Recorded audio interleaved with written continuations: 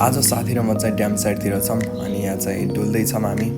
अनि त्यति नै बेला हामी चाहिँ यता माछा मारेको हेर्न भनेर गयौँ। अनि एकजना अङ्कलले चाहिँ जालमा माछा पारिसक्नु भएको रहेछ अनि तान्दै हुनुहुन्छ। यहाँ फटफट आउँदैछ माछा अनि अङ्कल खुसी हुँदै त्यो माछालाई समाउनु भयो।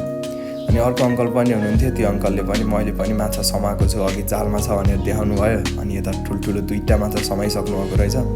अनि मैले त्यो माछाहरू चाहिँ समाएर त्यहाँ चलाउँदैछु। अनि यो माछा अलि खत्रै हुन्छ अरे, यसले टोक्यो भने चाहिँ बढी चिलाउँछ भन्दै हुनुहुन्थ्यो।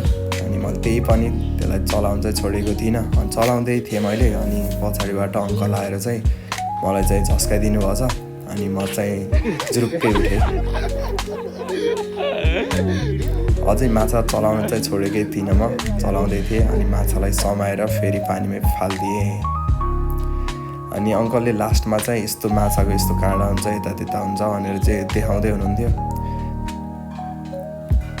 अनि त्यस पछाडि हामी पानी परिरहेको थियो, पानीमा भिज्दै यता ड्याम साइडको काठको पुलनेर गएर त्यहाँ भ्यू हेर्दैछौँ हामी चाहिँ। साँझको बेला पानी पनि परिरहेछ, यता अरू मान्छेहरू पनि थिए। अनि त्यहाँ खोला, त्यहाँ पुल, त्यहाँबाट खोला बगिरहेको छ। साँझको बेला एकदमै राम्रो भ्यू छ। अनि हामी चाहिँ चिया पसल खोज्दै आएको थियौँ। अनि घारी बाटोमा चिया पसल भेट्यौँ। अनि त्यस पछाडि चिया पकाउन भन्दैछौँ। अनि यहाँ चिया पाक्दैछ। अनि म चाहिँ सबै भिजिसकेको थिएँ।